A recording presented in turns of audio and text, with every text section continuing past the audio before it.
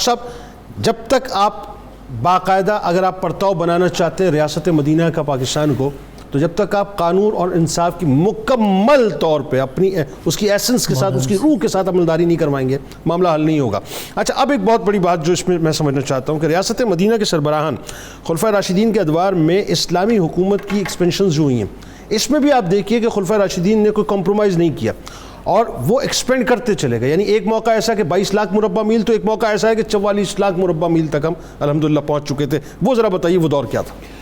جناب صاحب، یہ جو پہلو ہے جس طرف آپ نے اشارہ کیا کہ خلافت راشدہ کے دوران اسلامی جو ریاست تھی وہ مشرق میں وسط ایشیا سے لے کے مغرب میں شمالی افریقہ تک پھیل چکی، واہ واہ واہ، اور اس کا آغاز لشکر اسامہ تھا۔ یعنی سرکار دو عالم صلی اللہ علیہ وسلم خود اس کی بنیاد سبحان اللہ، تشریف لے گئے جو لشکر سرکار نے روانہ کیا تھا۔ ہمیں یہ سمجھنا چاہیے کہ یہ لشکر کیوں بھیجا گیا اور یہ لشکر کیوں بنیاد بنا اسلامی ریاست کے فروغ پذیر ہونے کا، ٹھیک ہے، اور فیوچر میں ہمارے لیے اس کے اندر کیا رہنمائی۔ ٹھیک ہے، ہم یہ بات بارہ یہاں ڈسکس کر چکے کہ ریاست مدینہ کے قیام کا مقصد بعثت نبوی کے مقاصد کی تکمیل تھا۔ ٹھیک ہے، ان میں ایک مقصد یہ ہے کہ اسلام کی دعوت، توحید کی دعوت انسانیت کے ہر فرد تک پہنچ جائے، ہر شخص اس بات سے آگاہ ہو جائے حق کیا ہے، پھر اس کو قبول کرنا نہ کرنا اس کے اختیار ہے، ٹھیک، اس پہ کوئی جبر نہیں ہے، لیکن اس تک پیغام حق ضرور پہنچے۔ دوسری بات، لشکر اسامہ جب آپ نے بھیجا تب بھیجا جب سلطنت روم کی طرف سے اسلامی ریاست کو خطرہ درپیش تھا، درست، اس خطرے کا مقابلہ کرنے کے لیے لشکر اسامہ بھیجا گیا۔ ٹھیک ہے، اچھا، اب یہ آغاز ہوا سیدنا ابوبکر صدیق کے زمانے سے۔ ٹھیک ہے، سیدنا ابوبکر صدیق نے، یہاں بھی ہمیں ایک بات سمجھنی ہے کہ آپ نے جو ریاست کو عسکری محاذ پہ خطرات درپیش تھے، پہلے ہم ڈسکس کر رہے تھے دینی محاذ پہ خطرات کو، بالکل ٹھیک ہے، آئینی اور جو دستوری اساس تھی مملکت کی، ختم نبوت ہے، ٹھیک ہے، اس کے محاذ پہ جو خطرات تھے اس کو ہم ڈسکس کر رہے تھے۔ ٹھیک ہے، سیدنا صدیق اکبر نے یہ کیا کہ عسکری محاذ پہ خطرات کو آخری ترجیح رکھا۔